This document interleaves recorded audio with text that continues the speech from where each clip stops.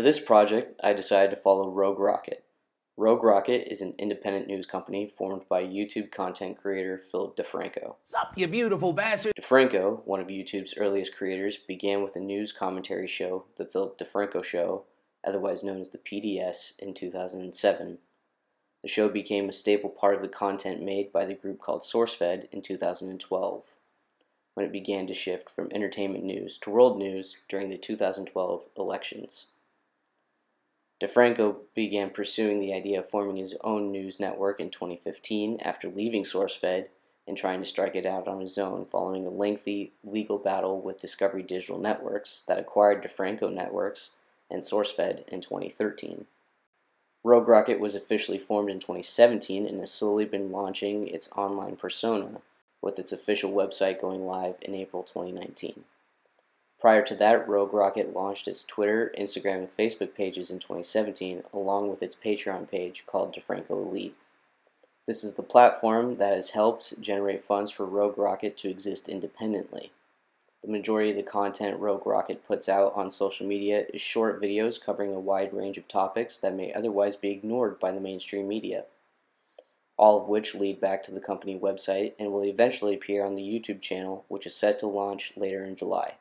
For now, many of the news stories shared on Rogue Rocket's platforms are covered on DeFranco's show on his own channel. The persona and style of Rogue Rocket on social media is similar to other news outlets. What makes it unique is that it lets its predominantly video content do the talking rather than using text to push the content. Rogue Rocket overall is very consistent when posting its content, sometimes posting multiple times a day. The company's overall call to action can be found in their taglines, which appear all across their social media platforms. Facts first, conversation always, let's talk.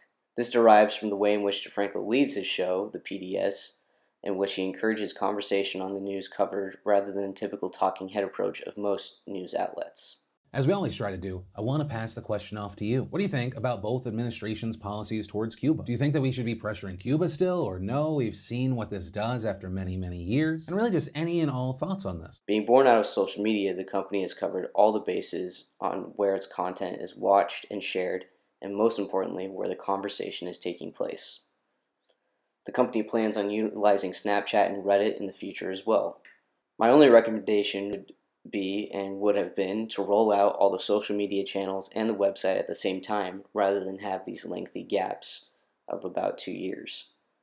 My other recommendation is based on being a longtime fan of the team behind Philip DeFranco. DeFranco has developed an incredible team that supports what he has been trying to build, but they need far more recognition for what they do.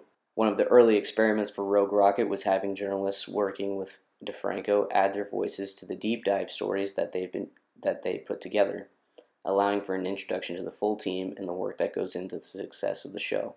There have been a few shows in which the researchers' voices are heard and even some deep dives into the team themselves, which are really moving and impactful.